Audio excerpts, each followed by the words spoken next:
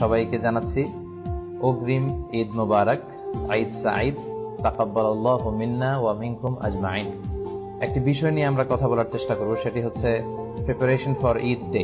তো এই ঈদের দিনে বিষ্ণু ইসা ইসলাম এবং সাহাবারা কিভাবে প্রিপারেশন নিতেন, কি তারা আসলে করতেন, এই বিষয়ে আমরা আসলে জানার চেষ্টা করব। কিভাবে আল্লাহ ইসা ইসলাম ঈদ পালন করতেন এবং কিভাবে সাহাবারা ঈদ পালন করতেন, এই বিষয়ে গণসচেতনতার জন্য আপনারা লাইভটি শেয়ার করবেন। মূল আলোচনায় চলে যাই। সম্মানিত সুধী, সিয়াম পালন করা, বা বিষ্ণু ইসা ইসলাম বলেছেন যে লিসাইমি ফারহাতান, ফারহাতুন ইনদা ফিত্রি ওয়া ফারহাতুন ইনদা লিকাই রাব্বি।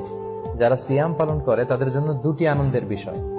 এক হচ্ছে তারা যখন 29 দিন বা 30 দিন রোজা রেখে তারপরে শাওয়ালের 1 তারিখে যখন তারা খাবার গ্রহণের মধ্য দিয়ে ঈদ পালন করে, এটা একটা আনন্দ।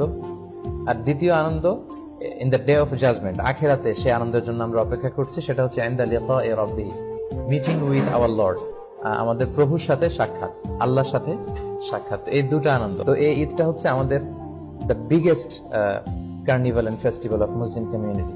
মুসলিম বিশ্বের সবচেয়ে বড় উৎসব, আনন্দ উৎসব বলা যায়, ধর্মীয় উৎসব বলা যায়, সবচেয়ে বড় কার্নিভাল, সবচেয়ে বড় ফেস্টিভ্যাল। এর চেয়ে বড় কোনো উৎসব কিন্তু গোটা মুসলিম বিশ্বে আর দেখা যায় না। তো ঈদের এই আনন্দ বা ঈদ উদযাপনের ইতিহাসটা কোত্থেকে শুরু হলো, আমরা যদি সেখান থেকে একটু শুরু করি, তাহলে মুসনাদে আহমদ ইবনে হাম্বলের একটা হাদিস